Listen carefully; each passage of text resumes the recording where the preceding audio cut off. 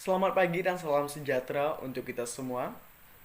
Pertama-tama, mari kita panjatkan puji dan syukur atas kehadiran Tuhan Yang Maha Kuasa, karena sampai pada saat ini kita masih diberikan kesehatan, kekuatan, sehat walafiat, itu semua karena anugerah daripada Tuhan semata. Pertama-tama saya ucapkan selamat pagi kepada Ibu Wilda Sari, SEMAK, selaku dosen perpajakan. Dan saya ucapkan selamat pagi juga kepada teman-teman semua yang telah bergabung menyaksikan video ini. Terima kasih. Semoga video yang akan kami sampaikan bermanfaat bagi kita semua. Selanjutnya kami akan memperkenalkan kelompok kami, yaitu kelompok 2.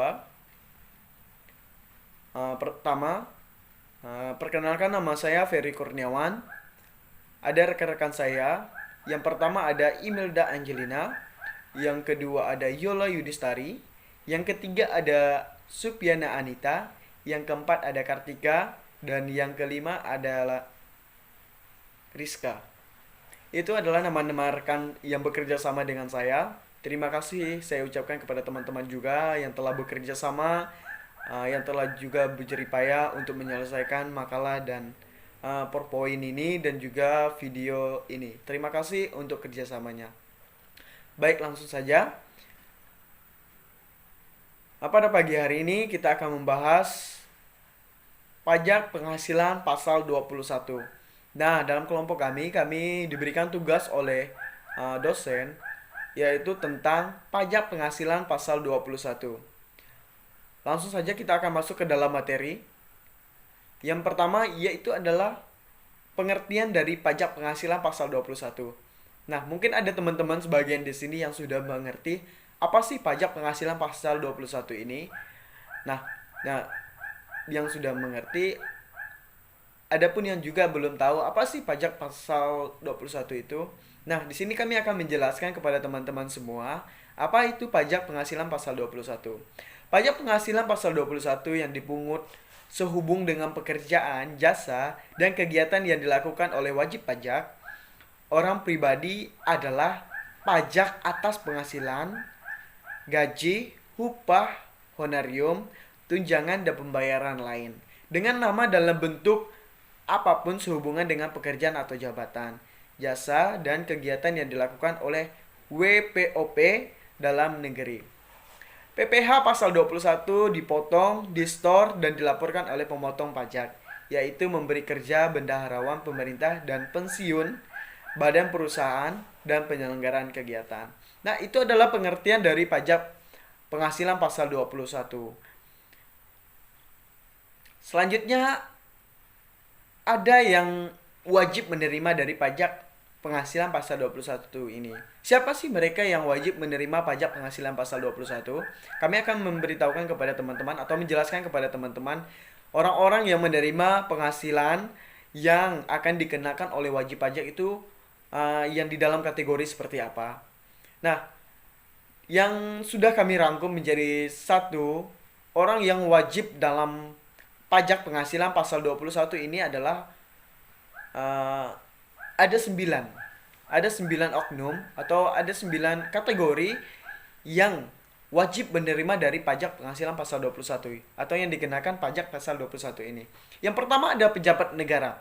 Yang kedua ada PNS, yang ketiga ada pegawai, yang keempat ada pegawai tetap, yang kelima pegawai dengan status WPLN, yang keenam ada tenaga lepas, yang ketujuh penerima pensiun, yang kedelapan penerima honorium, yang kesembilan penerima upah. Nah, 9 orang ini adalah orang yang memiliki penghasilan tetap setiap bulannya.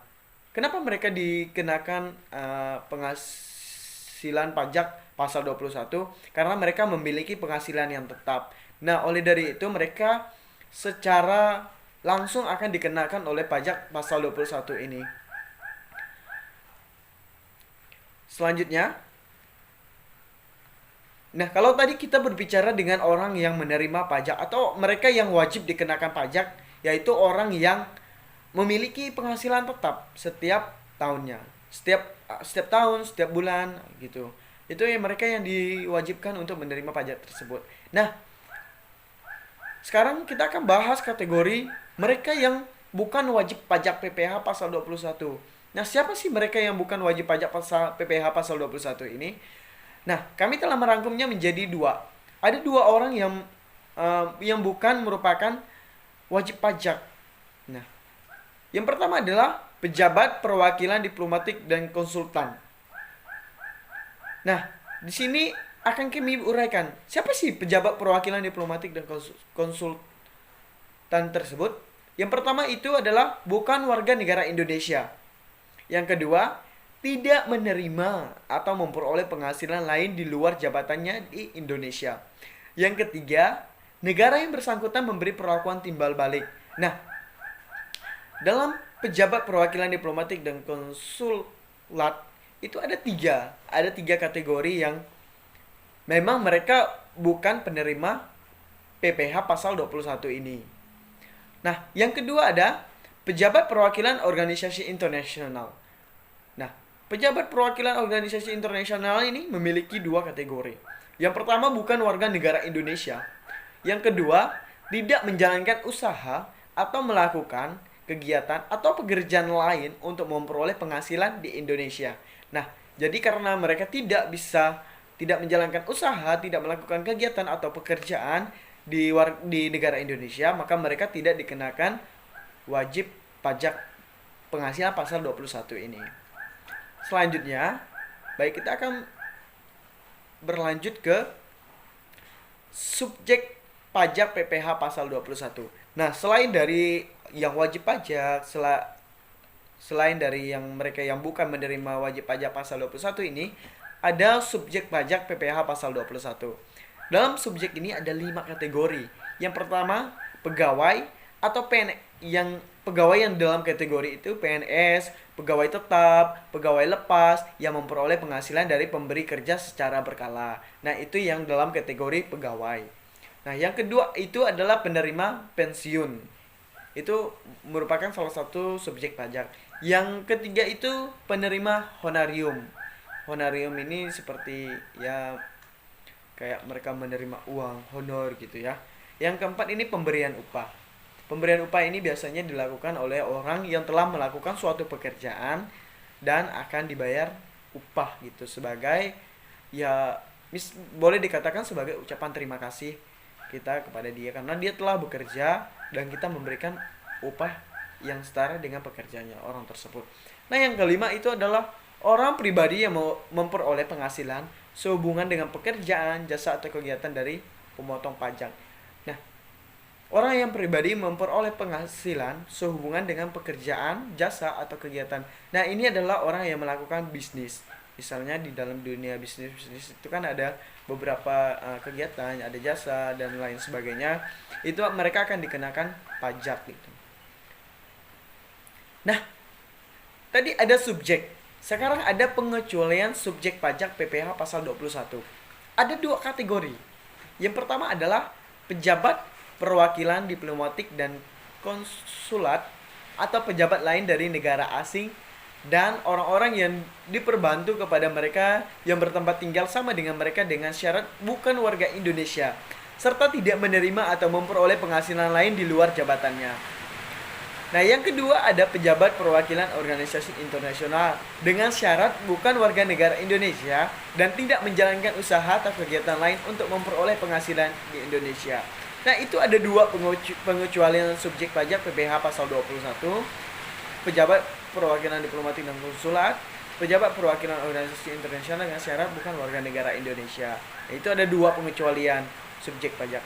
Nah, mungkin saya sampai di sini dan akan diteruskan oleh rekan-rekan saya. Kepada rekan saya yang bertugas selanjutnya untuk menjelaskan, saya persilakan. Saya undur diri. Selamat pagi dan salam sejahtera untuk kita semua. Kewajiban subjek pajak. 1. Pada saat mulai bekerja atau mulai pensiun, untuk mendapatkan pengurangan PTKP, penerima penghasilan harus menyerahkan surat pernyataan kepada pemotong pajak sebagaimana yang dimaksud dalam pasal 21. Yang kedua, jumlah PPh pasal 21 yang dipotong merupakan kredit pajak bagi penerima penghasilan yang dikenakan pemotongan untuk tahun pajak yang bersangkutan. 3. Apabila wajib pajak menerima penghasilan dari pemberi kerja yang dikecualikan sebagai pemotong pajak, maka wajib pajak tersebut harus menghitung, menyetorkan, dan melaporkan sendiri dalam SPT atas penghasilan tersebut. Objek pajak PPh pasal 21. 1. Penghasilan yang diterima atau diperoleh pegawai atau penerima pensiun secara teratur berupa gaji, uang pensiun, bulanan, upah honorium, dan tunjangan. 2. Penghasilan yang diterima atau diperoleh pegawai atau penerima pensiun secara tidak teratur berupa jasa produksi, THR, gratifikasi, dan bonus. 3. Upah harian, upah borongan, upah satuan merupakan upah borongan yang diterima tenaga kerja lepas. 4. Uang tebusan, pensiun, uang THT, uang pesangon sehubungan dengan PHK. 5. Gaji, berupa gaji kehormatan, tunjangan lain yang terkait dengan gaji atau honorium yang bersifat tidak tetap yang diterima oleh PNS. 6. Penerimaan dalam bentuk natura dan kenikmatan lainnya yang diberikan oleh bukan wajib pajak selain pemerintah atau wajib pajak yang dikenakan PPh final dan yang dikenakan berdasarkan norma penghitungan khusus. Dan yang terakhir 7. Honorium, uang saku, hadiah atau penghargaan, komisi, beasiswa, dan pembayaran lain sebagai imbalan sehubungan dengan pekerjaan atas jasa tenaga ahli, olahrawan, penasehat, pengajar, pelatih, pemain musik, agen iklan, peserta perlombaan, penjajah barang dagangan, peserta pendidikan, dan distributor pengusaha LMM. Selanjutnya yaitu pengecualian objek pajak.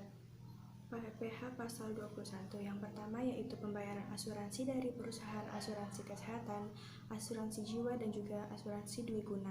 Yang kedua, penerimaan dalam bentuk natura atau kenikmatan kecuali penghasilan yang dipotong PPh pasal 21, termasuk penerimaan dalam bentuk natura atau kenikmatan yang diberikan oleh wajib pajak atau wajib pajak yang dikenakan PPh final. Yang ketiga, iuran pensiun dan iuran jaminan hari tua yang dibayar oleh pemberi kerja. Yang keempat, penerimaan dalam bentuk natura atau kenikmatan yang diberikan oleh pemerintah, lalu kenikmatan berupa pajak yang ditanggung pemerintah, zakat yang diterima oleh objek pajak yang berhak dari badan atau lembaga amil zakat yang dibentuk atau disahkan oleh pemerintah. Selanjutnya yaitu pemotong PPh pasal 21. Yang pertama yaitu oleh pemberi kerja yang membayar gaji, upah, honorarium, tunjangan sehubungan dengan pekerjaan atau jasa yang dilakukan oleh pegawai atau bukan pegawai, lalu oleh bendaharawan pemerintah yang membayar gaji, upah, honorarium, tunjangan sehubungan dengan pekerjaan atau jabatan, jasa, dan kegiatan. Yang ketiga, dana pensiun, badan penyelenggara jam sostek, dan badan lainnya yang membayar uang pensiun dan THT atau jaminan hari tua. Lalu perusahaan, badan, bentuk usaha tetap yang membayar honorarium sebagai imbalan sehubungan dengan kegiatan dan jasa, termasuk jasa tenaga ahli dengan status wajib pajak dalam negeri yang melakukan pekerjaan bebas.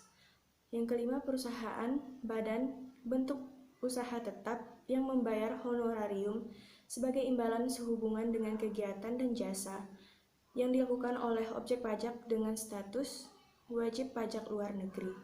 Lalu yayasan, lembaga kepanitiaan, asosiasi sebagai pembayar gaji, upah sehubungan dengan pekerjaan, jasa, kegiatan yang dilakukan oleh objek pajak. Yang ketujuh yaitu perusahaan, badan, bentuk usaha tetap yang membayarkan honorarium atau imbalan lain kepada peserta pendidikan, pelatihan, dan pemagangan. Yang kedelapan yaitu penyelenggara kegiatan, termasuk badan pemerintah, organisasi termasuk organisasi internal, perkumpulan, objek pajak, serta lembaga lainnya yang melakukan kegiatan, yang membayar honorarium, hadiah, atau penghargaan dalam bentuk apapun kepada wajib pajak orang pribadi dalam negeri berkenaan suatu kegiatan. Hak dan kewajiban pemotong pajak PPh pasal 21. Kewajiban pemotong pajak: mendaftarkan diri, menghitung, memotong, dan menyetorkan pajak, menghitung kembali PPh pasal 21 yang terutang, mengisi, menandatangani, dan menyampaikan SPT. dikecualikan sebagai pemotong pajak. Kantor perwakilan negara asing, organisasi internasional seperti IMF dan ILO. Tarif pajak penghasilan pasal 21. Tarif pajak yang digunakan sebagai tarif pemotongan atas penghasilan yang terutang PPh pasal 21, yaitu tarif pajak pasal 17 Undang-Undang PPh. Besarnya tarif pajak PPh pasal 21 yang diterapkan terhadap WP yang tidak memiliki NPWP menjadi lebih tinggi 20% dari tarif yang ditetapkan terhadap WP yang mempunyai NPWP. Biaya jabatan dan biaya pensiun. Biaya jabatan adalah biaya untuk mendapatkan, menagih, dan memelihara penghasilan yang besarnya 5% dari penghasilan bruto. Setinggi-tingginya 6 juta rupiah setahun atau 500 ribu rupiah sebulan. Biaya pensiun adalah biaya untuk mendapatkan, menagih, dan memelihara uang pensiun yang besarnya 5% dari penghasilan bruto berupa uang pensiun setinggi-tingginya Rp432.000 setahun atau Rp36.000 sebulan. Tarif pajak dan penerapannya. Tarif pasal 17 Undang-Undang PPh diterapkan atas PKP dari pegawai tetap besarnya penghasilan bruto dikurangi dengan biaya jabatan, iuran pensiun yang dibayar sendiri oleh pegawai atau termasuk iuran tabungan hari tua atau jaminan hari tua, dan PTKP. Baik, saya akan melanjutkan penjelasan dari Supiana Anita. B. Penerima pensiun yang dibayar secara bulanan, besarnya penghasilan bruto dikurangi dengan biaya pensiun dan PTKP. C. Pegawai tidak tetap, pegawai dan calon pegawai yang dibayarkan secara bulanan adalah sebesar penghasilan bruto dikurangi PTKP. D. Distributor penghasilan MLM atau direct selling, penghasilan bruto setiap bulan dikurangi dengan PTKP per bulan. Dengan rumus PPh pasal 21 sama dengan PKP dikali tarif pasal 17 UU PPh. 2. Tarif berdasarkan pasal 17 UU PPh diterapkan atas penghasilan bruto berupa A. Honorarium, uang saku, hadian, penghargaan, komisi, dan pembayaran lain dengan norma sebagai imbalan atas jasa atau kegiatan yang jumlahnya dihitung tidak atas dasar banyaknya hari yang diperlukan untuk menyelesaikan jasa atau kegiatan yang diberikan, yang diterima atau diperoleh dalam 1 bulan takwin. Pada tahun 2009, beasiswa tidak menjadi objek PPh pasal 21.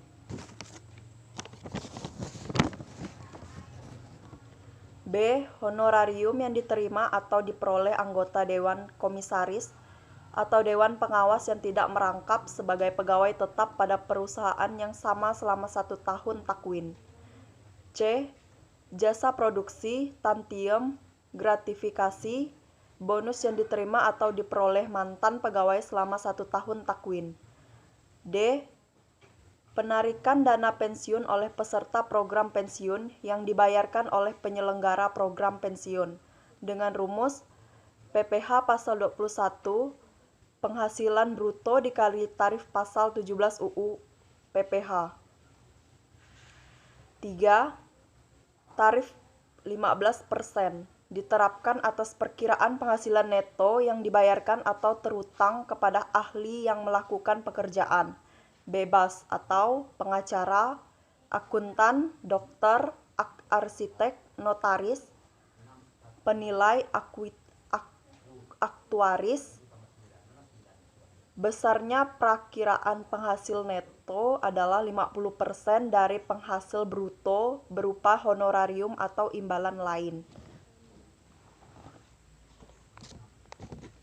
dengan rumus PPh pasal 21 sama dengan penghasilan bruto dikali 50% dikali 15%. Nomor 4, tarif 5% diterapkan atas upah harian, upah mingguan, upah satuan, upah borongan, dan uang saku harian yang jumlahnya melebihi 132.000 sehari tetapi tidak melebihi 1.320.000 dalam 1 bulan takwim dan atau tidak dibayarkan secara bulanan. Untuk PPh pasal 21 sehari, penghasilan bruto sehari dikurang 132.000 dikali 5%. PPh pasal 21 final. Yang pertama, uang pesangon, uang tebusan pensiun, dan tunjangan hari tua atau jaminan hari tua dipotong PPh bersifat final dengan ketentuan sebagai berikut. Yang pertama, atas jumlah penghasilan bruto 25 juta atau kurang tidak dikenakan PPh. Yang kedua, atas jumlah di atas 25 juta diatur dengan ketentuan sebagai berikut. Lapisan kena pajak sampai dengan 25 juta akan mendapatkan tarif sebesar 5%. Jika 50 juta sampai 100 juta akan mendapatkan tarif 10%. Jika 100 juta sampai 200 juta akan mendapatkan tarif 15%. Di atas 200 juta akan mendapatkan tarif 25%. Yang kedua, tarif 15% dan bersifat final diterapkan atas penghasilan bruto berupa honorarium yang diterima pejabat negara, PNS, anggota TNI atau Polri yang sumber dananya berasal dari keuangan negara, kecuali yang dibayarkan kepada PNS golongan 2 ke bawah dan TNI atau Polri berpangkat pembantu letu ke bawah atau TK1 ke bawah. PPh pasal 21 final sama dengan penghasilan bruto dikali 15%. Yang ketiga, hadiah dan penghargaan perlombaan dipungut PPh final sebesar 25% dari jumlah bruto hadiah undian. Yang keempat, honorarium atau komisi yang dibayarkan kepada penjajah barang dan petugas dinas luar asuransi dipungut PPh final 5% dari jumlah bruto. Saat terutang, pemotongan pajak penghasilan yang dilakukan oleh pihak-pihak sebagai pemotong PPh pasal 21 sebagaimana dimaksud pada pasal 21 ayat 1 Undang-Undang PPh tersebut terutang pada akhir bulan. Dilakukannya pembayaran atau pada akhir bulan terutangnya penghasilan yang bersangkutan, tergantung peristiwa yang terjadi terlebih dahulu. Terima kasih kepada rekan-rekan semua yang sudah menjelaskan pajak penghasilan pasal 21 ini. Saya ucapkan terima kasih banyak untuk kerjasamanya selama ini, sehingga makalah dan PowerPoint ini bisa terselesaikan dengan baik.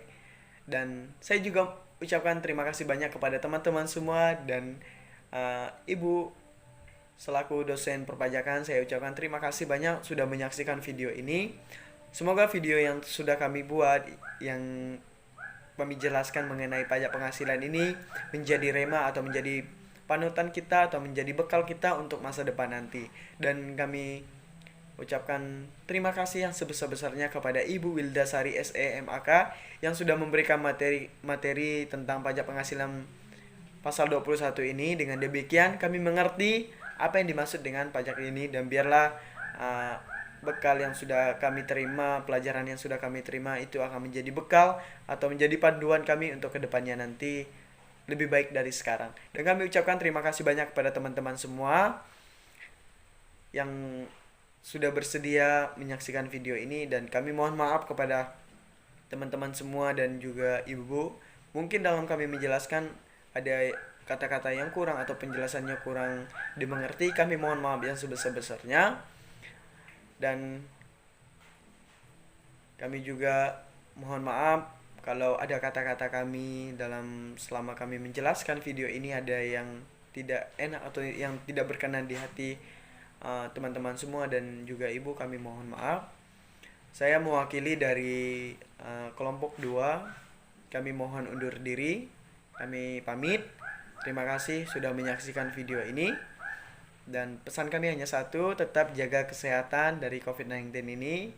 Dan jangan lupa untuk selalu berdoa. Selamat pagi dan salam sejahtera untuk kita semua.